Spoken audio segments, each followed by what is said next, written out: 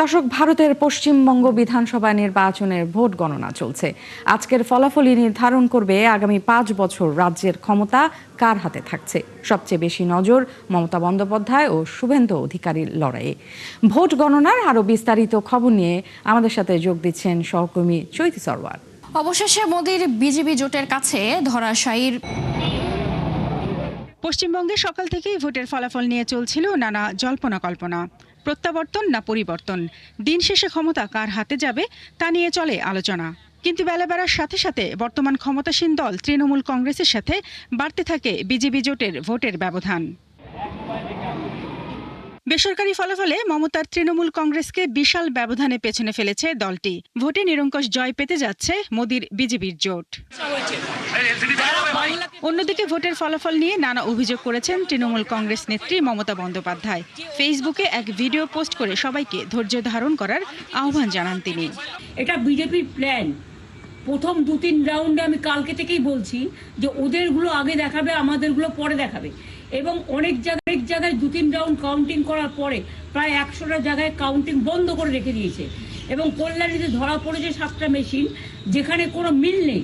এটা total forcefully central ফোর্সকে দিয়ে চারিদিকে তৃণমূল কংগ্রেসের উপর অত্যাচার করছে, অফিস ভাঙছে, জোর করে দখল করছে। এদিকে তামিলনাড়ুতে প্রাথমিকভাবে এগিয়ে রয়েছেন দক্ষিণী সুপারস্টার থালাপতি বিজয়ের নেতৃত্বাধীন দল তামিলগা ভেট্টি কাজাগাম টিভিকে। রাজ্যের বর্তমান ক্ষমতাসীন দল ডিএমকে রয়েছে তৃতীয় স্থানে, আর দ্বিতীয়তে আছে এডিএমকে জোট। অন্যদিকে কেরালা বিধানসভা নির্বাচনের ভোট গণনায় বড় ধরনের চমক সৃষ্টি করে সংখ্যাগরিষ্ঠতা পেতে যাচ্ছে কংগ্রেস নেতৃত্বাধীন ইউনাইটেড ডেমোক্রেটিক ফ্রন্ট ইউডিএফ। আর আসামে বিজেপি নেতৃত্বাধীন এনডিএ জোট টানা তৃতীয়বার জয়ের পথে। এছাড়া ভারতীয় কেন্দ্রশাসিত অঞ্চল পুদুচেরির বিধানসভার ভোটেও এগিয়ে আছে বিজেপি জোট। শারমিন স্বপ্না, ৭১। দর্শক, 2026 সালের ভারতের পশ্চিমবঙ্গ বিধানসভা নির্বাচনের ভোট গণনা শুরু হয়েছে কড়া নিরাপত্তার মধ্যে। আজকের ফলাফলই নির্ধারণ করবে যে আগামী 5 বছর রাজ্যের ক্ষমতা কার হাতে থাকবে। সবচেয়ে বেশি হাড্ডাহাড্ডি লড়াই হচ্ছে মমতা বন্দ্যোপাধ্যায় এবং শুভেন্দু অধিকারীর মধ্যে। সবশেষ ট্রেন্ড অনুযায়ী বিজেপি কিন্তু তৃণমূল কংগ্রেসের চেয়ে বেশ কয়েকটি আসনেই এগিয়ে রয়েছে। পশ্চিমবঙ্গের বিধানসভা নির্বাচনে 294টি আসনে ভোট হয়েছে 23 এপ্রিল এবং 29 এপ্রিল। এবারের মূল প্রতিদ্বন্দ্বিতা হচ্ছে তৃণমূল কংগ্রেস এবং বিজেপির মধ্যে। তৃণমূল কংগ্রেস লড়ছে টানা 4র্থবার ক্ষমতায় আসার জন্য। আর যদি বিজেপি ক্ষমতায় আসে, তারা প্রথমবারের মতো পশ্চিমবঙ্গে সরকার গঠন করতে যাচ্ছে। এই সব কিছু নিয়ে আমরা আরো কিছু কথা বলবো। দর্শক, বিধানসভা নির্বাচনের ভোট গণনার সবশেষ খবর নিয়ে আমাদের সাথে এই মুহূর্তে যুক্ত হচ্ছেন সহকর্মী সত্যজিৎ চক্রবর্তী। সত্যজিৎ, আমরা ইতোমধ্যেই দেখতে পেরেছি যে গেরুয়া শিবিরে কিন্তু বিজয় উল্লাস শুরু হয়েছে। তাহলে কি ইতোমধ্যেই যে বিজয়ের যে বার্তা, সেটি কি মোটামুটি নিশ্চিত? একদমই। আমি আপনাকে একটা পরিসংখ্যান বলি। নির্বাচন কমিশন সর্বশেষ যে 291টা আসন, 294টা আসনের মধ্যে 291টা আসনের যে ট্রেন্ড দিয়েছে, তাতে করে যা বিজেপি 192টি আসনে কিন্তু এগিয়ে, আর তৃণমূল সেখানে মাত্র 94 আসনে এগিয়ে, অর্থাৎ 100র বেশি আসনে কিন্তু এগিয়ে বিজেপি।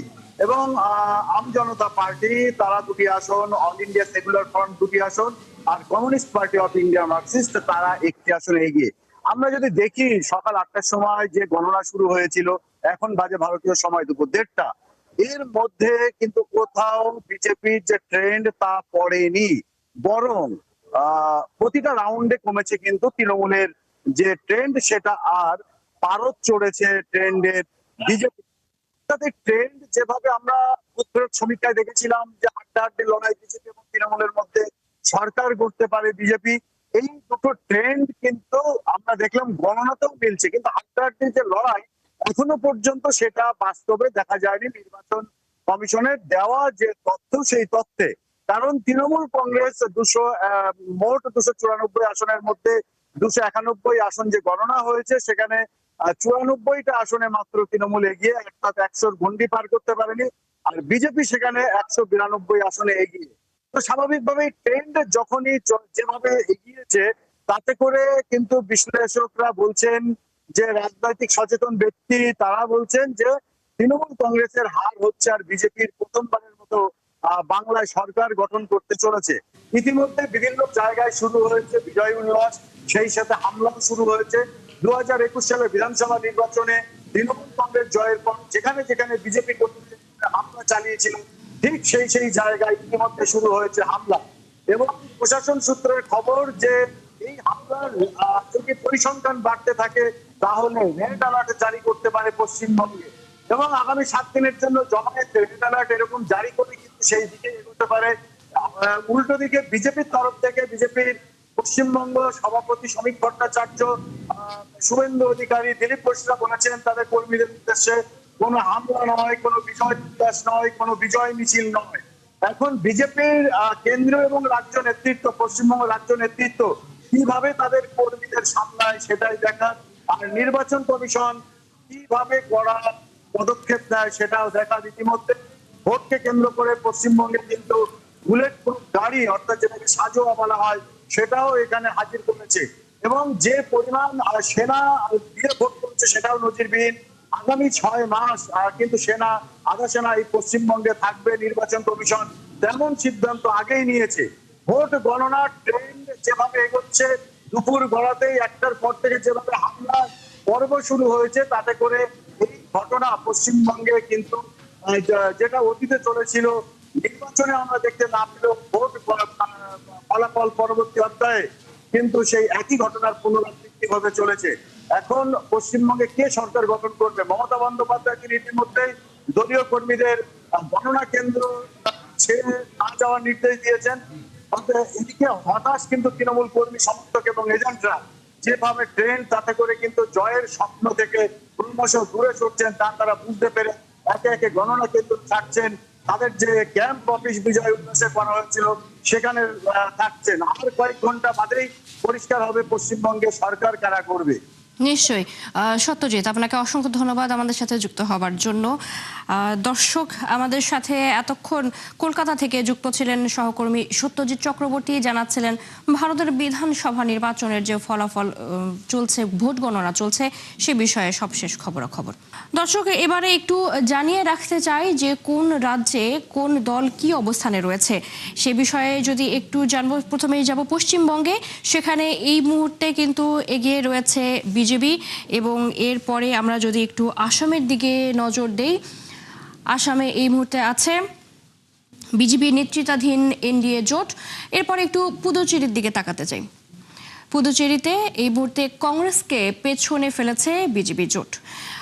এরপরে আমরা একটু কেরালার দিকে এগিয়ে যেতে চাই। কেরালায় এই মুহূর্তে কংগ্রেসের নেতৃত্বাধীন ইউডিএফ জোট এগিয়ে রয়েছে, এবং সবশেষ রাজ্য তামিলনাড়ুতে আমরা একটু চোখ রাখবো। তামিলনাড়ুতে এই মুহূর্তে জয়ের পথে রয়েছে থালাপাতি বিজয়ের টিভিকে। দর্শক, তামিলনাড়ুর থালাপাতি বিজয়ের টিভিকে এই বিষয়ে বলছিলাম। একটু জানিয়ে রাখি, অভিনয়ের জগৎ ছেড়ে রাজনীতির ময়দানে নেমেই চমক দেখালেন দক্ষিণী সুপারস্টার থালাপাতি বিজয়। যদিও তামিলনাড়ুর রাজনীতি দীর্ঘকাল ধরে ডিএমকে এবং আইডিএমকে এই দু দলের দখলে ছিল, তবে বিজয়ের অংশগ্রহণ সেই পুরনো সমীকরণ বদলে দিয়েছে। নির্বাচনে তার নেতৃত্বাধীন নতুন দল তামিলাগা ভেট্টি কাজাঘাম টিভিকে 100টিরও বেশি আসনে এগিয়ে থেকে প্রধান বিরোধী দল হিসেবে উঠে আসার জোরালো ইঙ্গিত দিচ্ছে। সৃষ্টি ঘটকের রিপোর্টে বিস্তারিত। বিজয় চন্দ্রশেখর ভক্তদের কাছে সবচেয়ে পরিচিত থালাপতি বিজয় নামে। ভারতের একজন অত্যন্ত জনপ্রিয় অভিনেতা থেকে বর্তমানে একজন উদীয়মান রাজনীতিবিদ। মূলত তামিল চলচ্চিত্রে কাজ করেন। বিজয় তার বর্ণাঢ্য অভিনয় জীবন থেকে বিদায় নিয়ে এখন পূর্ণকালীন জনসেবা ও রাজনীতিতে মনোনিবেশ করেছেন। 1953 সালের 1 মার্চ ভারতের চেন্নাই শহরে জন্মগ্রহণ করেন থালাপতি বিজয়। তার বাবা ছিলেন তামিলনাড়ুর কিংবদন্তি নেতা মুথুভেল করুণানিধি। কৈশোরেই তিনি যোগ দেন দ্রাবিড় মুনেত্রা কাজাঘাম নামের একটি আঞ্চলিক রাজনৈতিক দলে। যুব সংগঠন গড়ে তোলা এবং মাঠ পর্যায়ে কাজ করার মাধ্যমে ধীরে ধীরে নিজের শক্ত অবস্থান গড়ে তোলেন তিনি। 1970-এর দশকে জরুরি অবস্থার সময়ে তিনি আন্দোলনে সক্রিয়ভাবে অংশ নেন। এই সময়ে গ্রেপ্তারও হন। 1996 সালে চেন্নাইয়ের মেয়র হিসেবে নির্বাচিত হন থালাপতি বিজয়।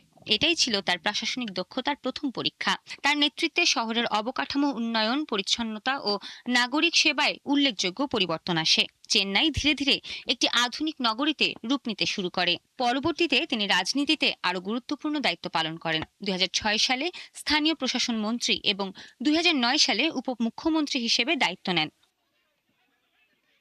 2018 সালে তার বাবা মুথুভেল করুণানিধির মৃত্যুর পর তিনি দায়িত্ব নেন দ্রাবিড় মুনেত্রা কাজাঘামের সভাপতি হিসেবে। দলের নেতৃত্ব গ্রহণ করে তিনি সংগঠনকে নতুনভাবে শক্তিশালী করে তোলেন এবং নতুন প্রজন্মকে রাজনীতিতে যুক্ত করেন। 2021 সালের নির্বাচনে তার নেতৃত্বে দল জয়লাভ করে। তিনি শপথ নেন তামিলনাড়ুর মুখ্যমন্ত্রী হিসেবে। 2024 সালে তিনি আনুষ্ঠানিকভাবে তামিলগা বেত্রী করগম নামে একটি রাজনৈতিক দল গঠন করেন। শিক্ষা, স্বাস্থ্যসেবা, ডিজিটাল প্রশাসন এবং সামাজিক ন্যায়, এই 4টি ক্ষেত্রকে তিনি বিশেষ গুরুত্ব দিচ্ছেন। তার লক্ষ্য একটি সমতা ভিত্তিক এবং উন্নত সমাজ গড়ে তোলা। সৃষ্টি ঘটক, 71। দর্শক, এই ছিল আপাতত আমার কাছে ভারতের বিধানসভা নির্বাচনের ভোট গণনার সর্বশেষ খবর। এবারে দিনের অন্যান্য খবরে ফিরে যাচ্ছি সহকর্মী ফারহানা ন্যান্সির কাছে। চৈতি, আপনাকে অনেক ধন্যবাদ। দর্শক, চৈতি আমাদেরকে ভারতের পশ্চিমবঙ্গ বিধানসভা নির্বাচনে ভোট গণনার সবশেষ আপডেট জানাচ্ছিল। যে কোনো সময়ের চেয়ে এখন বাংলাদেশকে বেশি গুরুত্ব দিচ্ছে প্রতিবেশী ভারত। দেশটির সাবেক রেলমন্ত্রীকে হাইকমিশনার হিসেবে বাংলাদেশে পাঠিয়ে সেই বার্তাই দিয়েছে সাউথ ব্লক। দক্ষিণ এশিয়া বিশেষজ্ঞ শ্রী রাধা দত্ত বলছেন, সম্পর্ক গভীর করতেই ভারতের এই সিদ্ধান্ত। আর বাংলাদেশের সাবেক রাষ্ট্রদূতের অভিমত, বিষয়টি নির্ভর করবে কূটনৈতিকভাবে রাজনৈতিক চ্যালেঞ্জগুলো মোকাবেলায় দক্ষতার উপর। সুফিয়ান ফারাবি জানাচ্ছেন বিস্তারিত। পুরা দেশ দেখ রা। দীর্ঘ 30 বছরের বেশি সময় ভারতের রাজনীতিতে দাপটের সঙ্গে অবস্থান ধরে রাখা দেশটির সাবেক রেলমন্ত্রী দীনেশ ত্রিবেদীকে হাইকমিশনার হিসেবে ঢাকায় পাঠাচ্ছে দিল্লি। শেখ হাসিনা সরকারের পতনের পর উষ্ণ সম্পর্কে যেসব আঘাত এসেছে তা জোড়া লাগানোর বার্তা নিয়ে দ্রুতই ঢাকায় যোগ দিচ্ছেন তিনি। রাজনৈতিক প্রজ্ঞা, বাংলা অঞ্চল সম্পর্কে গভীর জ্ঞান ও কেন্দ্রীয় সরকারের শক্ত অবস্থানের ফলে বাংলাদেশের রাষ্ট্রদূত হিসেবে তার দায়িত্ব পালন সম্পর্কের বরফ গলাবে বলে মনে করেন দক্ষিণ এশিয়া বিশেষজ্ঞ ডক্টর শ্রী রাধা দত্ত।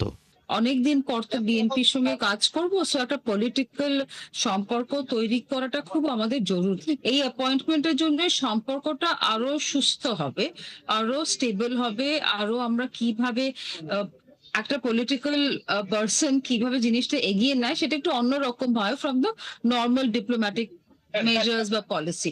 তার মতে অভিন্ন নদীগুলোর পানি বন্টন, বাণিজ্যিক সম্পর্ক এগিয়ে নেওয়া ও উভয় দেশের মধ্যে যোগাযোগ বাড়ানোর বিষয়টি শুরুতেই গুরুত্ব পেতে পারে। ওয়াটার শেয়ারিং এর ব্যাপারগুলো বলুন, নানা টাইপের তো কাজ চলছে, ট্রেড, ট্রানজিট, কানেক্টিভিটি, নানা টাইপেরই অ্যাসপেক্ট আছে। আমার মনে হয় সবকটাই মানে একটা করে ধরা হবে।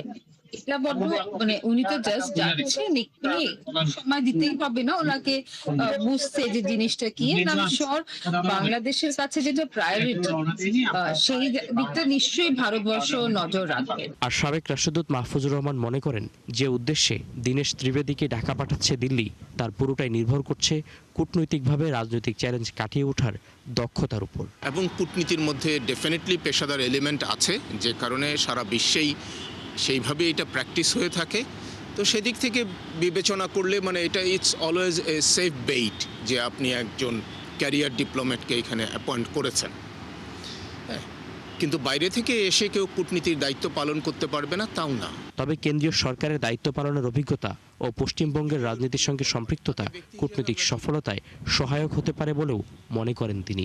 কয়েকটা দল করেছেন কিন্তু তার রাজনৈতিক ক্যারিয়ারে, এবং বিভিন্ন রকম দায়িত্ব পালন করেছেন। কেন্দ্রের মন্ত্রীও ছিলেন, রাজ্যের মন্ত্রীও ছিলেন, বিভিন্ন রকম দায়িত্ব পালন করেছেন। তো তার এই অভিজ্ঞতা আশা করি যে বাংলাদেশ ভারত সম্পর্ককে নতুন মাত্রা দেবে। অতীতের অভিজ্ঞতা দূরে রেখে দুদেশের সরকারই যে এই সম্পর্ককে গুরুত্ব দিচ্ছে তা স্পষ্ট। সাবেক প্রধানমন্ত্রী বেগম খালেদা জিয়া জানাজায় ভারতের পররাষ্ট্রমন্ত্রীর অংশগ্রহণ, হাদি হত্যার সঙ্গে অভিযুক্ত ফয়সালকে গ্রেপ্তার এবং ভিসা সহজ করার যে বার্তা দেওয়া হয়েছে তা ঢাকা ও দিল্লির সম্পর্কের মধ্যে উষ্ণতা বাড়িয়েছে। অন্যদিকে দেশটির পক্ষ থেকে কেন্দ্রীয় মন্ত্রীকে ঢাকায় হাইকমিশনার হিসেবে পাঠানোর যে সিদ্ধান্ত নেওয়া হয়েছে তাও সম্পর্কের উষ্ণতা বাড়িয়েছে। তবে আওয়ামী লীগের যেসব নেতাকর্মীরা ভারতে এখনও আশ্রয় নিয়ে আছেন, তাদের ভাগ্যে কী জুটবে সে বিষয়ের প্রশ্ন বারবারই ভারত ও বাংলাদেশের সম্পর্কের মাঝখানে প্রশ্ন আকারে দাঁড়াবে। সুফিয়ান ফারাবি, ৭১, ঢাকা। বস্ত্র ও পাট মন্ত্রণালয়ের বন্ধ কারখানাগুলোর বিষয়ে মন্ত্রণালয় ও সংশ্লিষ্টদের সাথে বৈঠক করেছেন প্রধানমন্ত্রী তারেক রহমান। সকালে সচিবালয়ের মন্ত্রিপরিষদ বিভাগের প্রধানমন্ত্রীর দফতরে এই বৈঠক হয়। এ সময় বাণিজ্য এবং বস্ত্র ও পাট মন্ত্রী খন্দকার আব্দুল মুক্তাদির, প্রধানমন্ত্রীর রাজনৈতিক ও শিল্প বিষয়ক উপদেষ্টা রুহুল কবির রিজভী, বস্ত্র ও পাট মন্ত্রণালয় প্রতিমন্ত্রী শরীফুল আলম, বাংলাদেশ বিনিয়োগ উন্নয়ন কর্তৃপক্ষ বিডার নির্বাহী চেয়ারম্যান চৌধুরী আশিক মাহমুদ বিন হারুন সহ সংশ্লিষ্টরা উপস্থিত ছিলেন। দেশে আনা হয়েছে সাউথ ফ্লোরিডা বিশ্ববিদ্যালয়ের শিক্ষার্থী জামিল আহমেদ লিমনের মরদেহ। সকাল 8:45 মরদেহ বহনকারী বিমান হযরত শাহজালাল আন্তর্জাতিক বিমানবন্দরে পৌঁছালে গ্রহণ করেন পরিবারের সদস্যরা। এ সময় কান্নায় ভেঙে পড়েন তারা। পররাষ্ট্র প্রতিমন্ত্রী জানান, সুষ্ঠু বিচারের জন্য যুক্তরাষ্ট্র সরকারের সাথে নিয়মিত যোগাযোগ রাখছে সরকার। বিস্তারিত ফরহাদ ইবনে মালিকের প্রতিবেদনে। স্বপ্ন ছিল উচ্চতর ডিগ্রি নিয়ে ছেলে একদিন দেশে ফিরবে, কিন্তু ফিরেছে সেই সন্তানের মরদেহ। বাংলাদেশের পিএইচডি শিক্ষার্থী জামিল আহমেদ লিমন গেল 16 মে নিখোঁজ হবার 8 দিন পর 24 মে যুক্তরাষ্ট্রের পুলিশ খুঁজে পায় তার দেহাবশেষ। সোমবার সকাল 8:47 হযরত শাহজালাল আন্তর্জাতিক বিমানবন্দরে আসে লিমনের মরদেহ বহনকারী ফ্লাইট। এরপর মরদেহ পরিবারের কাছে হস্তান্তরের সময় তৈরি হয় শোকার্ত পরিবেশের। বাবা হিসেবে ছেলে আমার সবচেয়ে কষ্ট, সবচেয়ে দুঃখ। আমি আমার ছেলে দুইটাকে তিলে তিলে বড় করার চেষ্টা করছি, কোনো প্রকার কষ্ট দিই নেই, কোনো প্রকার আঘাত করে নেই, শারীরিক কোনোদিন শাস্তি দিই নেই। যা শাসন করছি আমি মুখে শাসন করছি, তো আমার ছেলেকে এইভাবে যে মরতে হবে জানি না, উপরওয়ালা জানে কি কষ্ট দিছে। এটাই আমার কাছে কষ্ট যে আমার ছেলে। পরিবারের প্রতি সমবেদনা জানাতে আসেন পররাষ্ট্র প্রতিমন্ত্রী। সময় এই হত্যাকাণ্ডের সর্বোচ্চ সাজা নিশ্চিতে সরকারের কাজ করার কথা জানান। আমরা যুক্তরাষ্ট্রের সাথে সরকারের সাথে নিয়মিতভাবে যোগাযোগ রাখছি যাতে এই হত্যাকাণ্ডের সুষ্ঠু তদন্ত হয়, এবং অবশ্যই আমাদের বিশ্বাস যে যুক্তরাষ্ট্র সেই তদন্ত কমপ্লিট করবে এবং এই হত্যাকাণ্ডের জন্য যারা দায়ী তাদেরকে শাস্তির আওতায় এনে তাদেরকে উপযুক্ত শাস্তি দেওয়া হবে আইনের আওতায় এনে। লিমনের মরদেহ নিয়ে যাওয়া হবে গ্রামের বাড়ি জামালপুরে, সেখানেই শায়িত হবেন তিনি। একই ঘটনায় নিহত অপর শিক্ষার্থী নাহিদা সুলতানা বৃষ্টির মরদেহ হস্তান্তরের প্রক্রিয়া চলছে। ফরহাদ ইবনে মালিক, ৭১, ঢাকা। দর্শক, যুক্তরাষ্ট্রের নিহত শিক্ষার্থী জামিল আহমেদ লিমনের মরদেহ আজ জামালপুরের পারিবারিক কবরস্থানে দাফন করা হবে।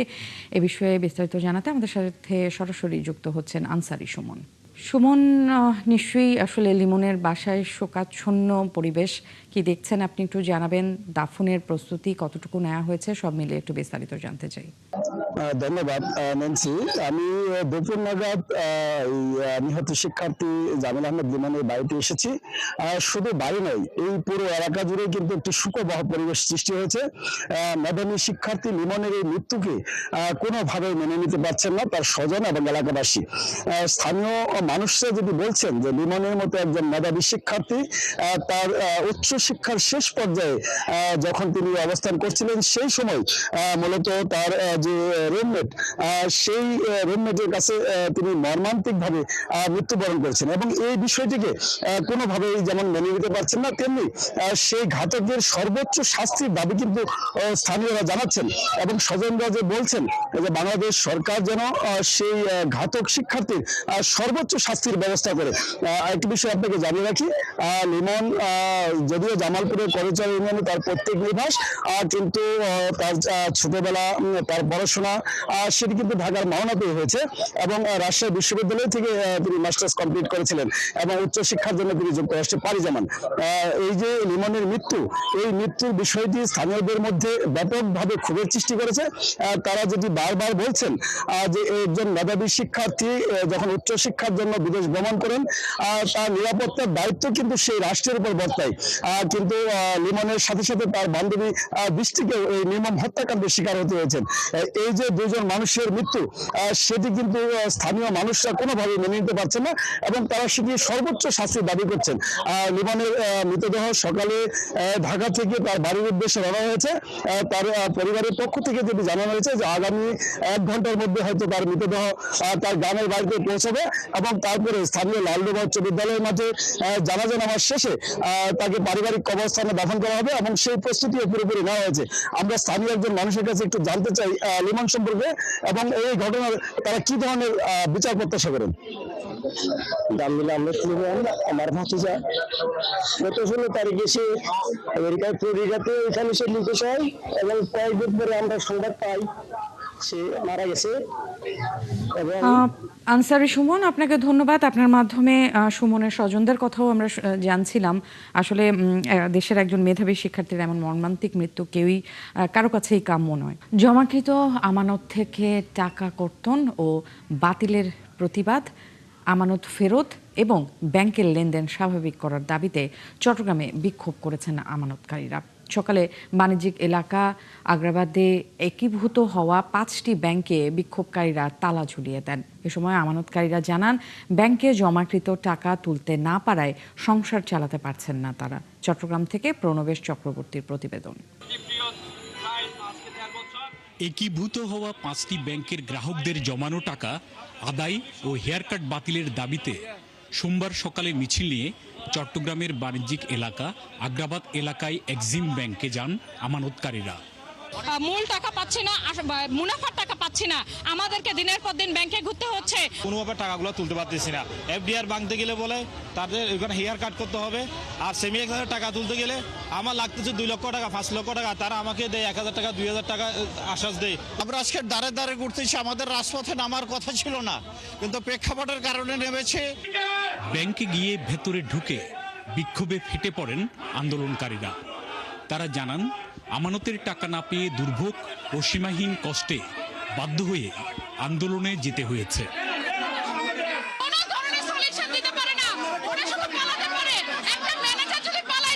পরে আমানতকারীরা স্টাফদের ব্যাংক থেকে বের করে দিয়ে ব্যাংকে তালা ঝুলিয়ে দেন।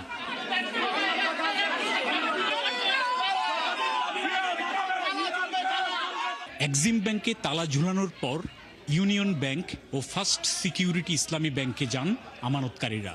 সেখানেও ব্যাংক স্টাফদের সাথে বাকবিতণ্ডায় এক পর্যায়ে তালা ঝুলিয়ে দেন আন্দোলনকারীরা।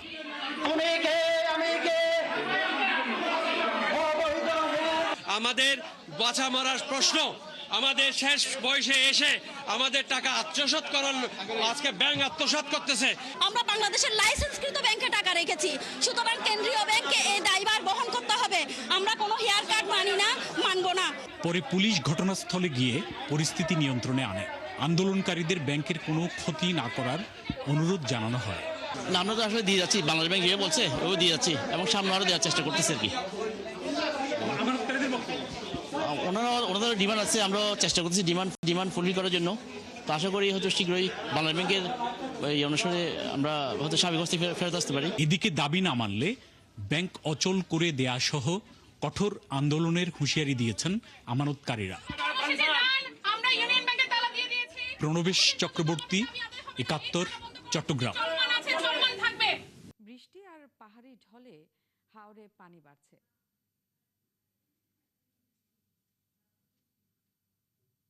বিস্তীর্ণ হাওর অঞ্চলের ধানি জমি এখনো পানির নিচে। জেলা কৃষি বিভাগের প্রাথমিক হিসাব বলছে, জেলায় 22,348 হেক্টর জমির ফসল ক্ষতিগ্রস্ত হয়েছে, যার আর্থিক মূল্য প্রায় 313 কোটি টাকা। তবে ভুক্তভোগীদের দাবি, প্রকৃত ক্ষতির পরিমাণ সরকারি হিসাবের চেয়েও অনেক বেশি। ফসল হারিয়ে দিশেহারা হাওরের কৃষকরা এখন সরকারি সহায়তার দিকে তাকিয়ে। কামলা পাইতেছি না, কামলা না পাওয়ার নিজের ক্ষেত নিজে কাটতেছি, অনেক জমি চলে যাচ্ছে ভাই। এক শুক্রবার চলে গেছে, রুটের মাঝে ধান পালায় রাখছি, ধান বন শুকায় নিতে পারতেছি না। কামলার দর নিয়ে গেছে 1000 টাকা দর, ধানের দর মাত্র হয়েছে 600 টাকা। কেউ তালিকা মালিকের কথা না, কৃষি উপজেলা না গিয়া সরকারি প্রশাসন না গিয়া আমরা কি করিয়া খেতে পারি। আমরা ওয়াসায় করিয়া মানে পানির মধ্যে আমরা যাবার বাসা দাম লাগে, এইভাবে আমরা সবচেয়ে বেশি ক্ষতি হয়েছে কলমাকান্দা, খালিয়াজুড়ি, মদন উপজেলায়। এছাড়া সদর, বারহাট্টা, কেন্দুয়া, আটপাড়া, মোহনগঞ্জ, পূর্বতলা ও দুর্গাপুরেও ক্ষতির চিত্র পাওয়া গেছে। এদিকে সুনামগঞ্জের হাওরে এখনও বিপুল জমির ধান পানির নিচে। সোমবারও নদী ও হাওরে পানি বাড়া অব্যাহত রয়েছে। বৈরী আবহাওয়ায় ধান কাটা, মাড়াই ও শুকাতে পারছেন না কৃষকরা। সেই সাথে রাস্তাঘাট ভালো না হয় হাওরের ধান পরিবহন করা যাচ্ছে না। আর দুর্ভোগ হইলো আর অন্যরা খাড়া তো দুর্ভোগ হয়েছে, এখন শুকান দিয়ে তো দুর্ভোগ হইতেছে। এখন তুই এখনো টাইম নেই না, তুই চান দেখিয়া এরপরে রাত পাইই দেখা যায় পানি দিদিন 15 কেয়ার তো মিনের মাঝে নেই 9 কেয়ার হয়ে গেছে কি গ্যাসের দাবি আমরা যদি কিছু সাহায্য করুন বাঁচলাম আর কি। সুনামগঞ্জ জেলা প্রশাসন জানিয়েছে হাওরে এ পর্যন্ত প্রায় 20,000 হেক্টর জমির ধান ক্ষতিগ্রস্ত হয়েছে। তবে এরই মধ্যে যারা ধান ঘরে তুলেছেন তাদের কাছ থেকে হয়রানি ছাড়াই সরকারিভাবে সংগ্রহ করা হচ্ছে বলে জানান এই কর্মকর্তা। কোনো কৃষক যদি তার ধান নিয়ে আসে, আমরা গুদাম চত্বরে যে জায়গা আছে সেখানে আমরা শুকিয়ে আমাদের বিনির্দেশ সম্মত করে আমরা সেই ধানটা আমরা খাদ্য গুদামে আমরা ক্রয় করব এবং কৃষকদের যে আমরা টাকাটা এটা কৃষকদের ব্যাংক অ্যাকাউন্টে সরাসরি আমরা এটা পরিধান করব। কৃষি অফিসের তথ্য অনুসারে এবছর সুনামগঞ্জের 137টি হাওরে ধান উৎপাদনের লক্ষ্যমাত্রা প্রায় 14 লাখ মেট্রিক টন, যা এবার পূরণ সম্ভব নয় বলে আশঙ্কা রয়েছে।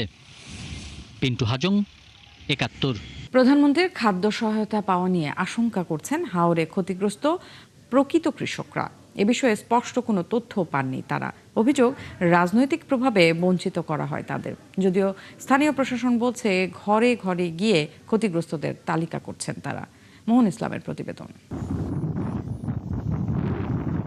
সাজারুল ইসলাম ডুবে যাওয়া নিজের জমি চিহ্নিত করছেন। কয়েক শতক তলিয়ে গেছে পানিতে। এই যে দেখছো এই যে গাছগুলা এগুলো হইলো সব ধান। নেত্রকোনার খালিয়াজুড়ির এই হাওরের আকস্মিক পানি ধানের সাথে শেষ করেছে তার স্বপ্ন। আর কৃষক যে একটা বেচে একজনকে দিব এই ক্ষমতা নাই। প্রতি বছর নিজেদের প্রয়োজনীয় ধান রেখে বাকিটা বিক্রি করে চালাতো সংসার। এবছর কি করবেন তা এখনো অজানা। আমার 2 কাটা। প্রধানমন্ত্রী 3 মাস খাদ্য সহায়তা দেবেন, এ বিষয়েও জানেন না। বলছেন তার মতো প্রকৃত কৃষকরা বারবারই এসব সুবিধা থেকে বঞ্চিত হয়। এবার 1 নম্বর হলো কামলার দর বাড়তি, 2 নম্বর হলো ধানের দাম নাই। সাজারুলের মতো অনেক কৃষক এই হাওরে কাজ করছেন। তাদেরও অভিযোগ, রাজনৈতিক প্রভাবের কারণে নিজেদের প্রাপ্য পান না তারা। এবারে যত লেনা দেনা করে আমরা জমিনে আত্মসম্মত করে গৃহস্থী করলাম, সবই তোমার একটা ডিসপ্লাস। এইটার মধ্যে আমরা সব কিছু খরচ করো যা কিছু আছে এটার মধ্যে আমরা কারণ দিন তাই এখন তো আমরা কিনু উহাই নাই, আমরা কিনু করবার কিনু কামতা নাই, আমরা সব ক্ষতি। জেলার মোহনগঞ্জ উপজেলা কাঁচা ধান শুকানোর কাজে ব্যস্ত কৃষাণীরা। বানের বছরে যদি কিছু চাল সংগ্রহ করা যায় সেই চেষ্টায় ব্যস্ত তারা। প্রধানমন্ত্রীর খাদ্য সহায়তার বিষয়ে খুব বেশি জানেন না তারাও। কোথা সরকার সহযোগিতা করবো এই লাতি জানি, আমরা তো কৃষক মানুষ, মাঠ টাকা দেওয়া আর নেওয়া হন সমান। 14 জমি 10-12 ফোন দিছে, সব বেঁচে লেগে গেছে। সরকার শুনছি সহায়তা দিতেছে, কিন্তু সহায়তা এই পর্যন্ত আসেও নাই, কেউ জরিপ টরিপও করেন নাই। কি অবস্থা আমাদের কাছে কেউ আসেও নাই। একই অবস্থা হাওর বেষ্টিত কয়েক জেলার বাসিন্দাদের। তাদের দাবি প্রকৃত কৃষকদেরই দিতে হবে সহায়তা। তবে স্থানীয় প্রশাসনের কর্মকর্তারা জানান স্বচ্ছভাবে তালিকা করা হচ্ছে, ক্ষতিগ্রস্ত সবাই পাবেন সহায়তা।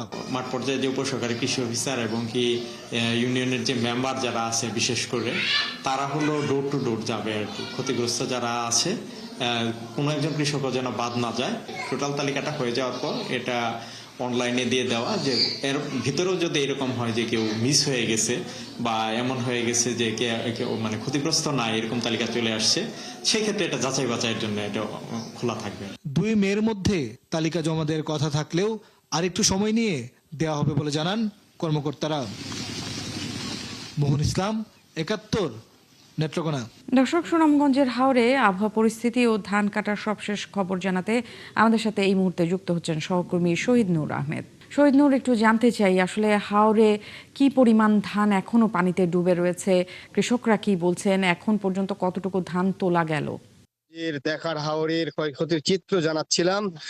এখন আকাশে রোজ্জ্বলমল আবহাওয়া এবং দেখা যায় যে প্রকৃতি একেবারে সফেদ, কিন্তু বাস্তবিক করতে হাওরের কৃষকদের মনে খুব উদ্বেগ উৎকণ্ঠা এবং বলা যায় এখানে কোনো স্বস্তির খবর নেই। আমার ঠিক পেছনে যে হাওরটি রয়েছে সেই হাওরের অর্ধেকের বেশি ধান খুইয়ে ফেলেছেন এই এলাকার চাষিরা। তারা এখনো পর্যন্ত অনিশ্চয়তার মধ্যে রয়েছেন, কারণ এই যে ডুবন্ত ধান আর তুলতে পারবেন না, তাই তারা আশা ছেড়ে দিয়েছেন। যেগুলো অবশিষ্ট ধান যারা মারাই করেছিলেন তা এই কয়েকদিনের বৃষ্টিতে ভেজা অবস্থায় থাকায় কিন্তু নষ্ট হয়ে গিয়েছিল। আজকে দুপুরের পরে রোদ দেখা দেওয়ার কারণে এখানে ধান আসলে কাটতে পারছে, ধান শুকাতে পারছেন কৃষক কিষানীরা। আমরা কথা বলার চেষ্টা করেছিলাম এই এলাকার কৃষকদের সাথে, তারা যেমনটা জানিয়েছেন এখন পর্যন্ত তাদের বেশিরভাগ জমির ধান ক্ষতিগ্রস্ত হয়েছে। তারা চান সহযোগিতা, সরকার তাদের পাশে দাঁড়াবে, এমনটাই তারা প্রত্যাশা করছেন। তবে তাদের কাছে একটি শঙ্কার জায়গা, বিগত সময়ে যত সহায়তা এসেছিল কৃষকদের কাছে সেটি প্রপার হয়ে কৃষকদের কাছে পৌঁছায়নি। নামমাত্র অনেককে বলা যায় যে রাজনৈতিক বিবেচনায় তাদেরকে দেওয়া হয়েছে। তারা বলছেন যে সরকার যে ঘোষণা করেছে সেটি যাতে অন্ততপক্ষে তাদের কাছে পৌঁছায়। কৃষি বিভাগ বলছে তৎপর রয়েছে তারা, প্রশাসনের পক্ষ থেকে বলা হয়েছে তারা আসলে এই বিষয়গুলো তালিকা করা হচ্ছে, প্রস্তুত করবেন এবং কৃষকদের কাছে যথাযথ সহযোগিতা পৌঁছানো হবে আগামীকালকে। সেটাও আমরা আশা করি। শহীদ নূর, আপনাকে ধন্যবাদ। দর্শক, শহীদ নূর আমাদেরকে যেমনটা সুনামগঞ্জ থেকে পানিতে কতটুকু ধান এখনো ডুবে রয়েছে এবং একই সাথে স্বস্তির কোনো খবরই তিনি আমাদেরকে আসলে দিতে পারেননি। নোয়াখালীতে টানা বৃষ্টিতে মাটি সরে উপড়ে পড়েছে বিদ্যুতের 7টি পিলার। এ সময় পিলারের নিচে চাপা পড়ে আহত হয়েছেন 3 জন, ক্ষতিগ্রস্ত হয়েছে কয়েকটি ছোট বড় যানবাহন। এলাকাবাসী জানান নোয়াখালী লক্ষ্মীপুর সড়কে 4 লেনের কাজ চলছে। রবিবার বিকেল থেকে টানা বৃষ্টিতে বেগমগঞ্জের আমানতপুর ও কেন্দুরবাগ এলাকায় 33 কেভির বিদ্যুৎ সরবরাহ লাইনের 7টি পিলার ভেঙে পড়ে সড়কের উপর। এতে সড়কে চলাচলকারী কয়েকটি অটোরিকশা ও বেশ কয়েকটি গাড়ি ক্ষতিগ্রস্ত হয়। আহত হন 3 জন। এলাকাবাসীর অভিযোগ, ঠিকাদারি প্রতিষ্ঠান রাস্তা বড় করার কাজ শুরু করে মাঝপথে থামিয়ে রাখার কারণে এমন দুর্ঘটনা ঘটেছে। এদিকে বেগমগঞ্জ বিদ্যুৎ উন্নয়ন বোর্ডের নির্বাহী প্রকৌশলী শাহাদাত হোসেন জানান, নোয়াখালী লক্ষ্মীপুর সড়কে যান চলাচল পরে স্বাভাবিক হলেও বেগমগঞ্জের এলাকায় বিদ্যুৎ সরবরাহ স্বাভাবিক করার কাজ চলছে। মানে মাটি কম ছিল, রাস্তা করে ফেলেছে, তো সেই জন্য বৃষ্টি হয়েছে, বৃষ্টির কারণে জিনিসটা পড়ছে আর কি একসাথে। কোনা হয়েছিল তখন এখানে বালু দেয় নাই, ইট দেয় নাই, কংকর দেয় নাই, এই কারণে আজকে এই ক্ষতি। আমাদের এই ক্ষতিপূরণটা কে দিবে?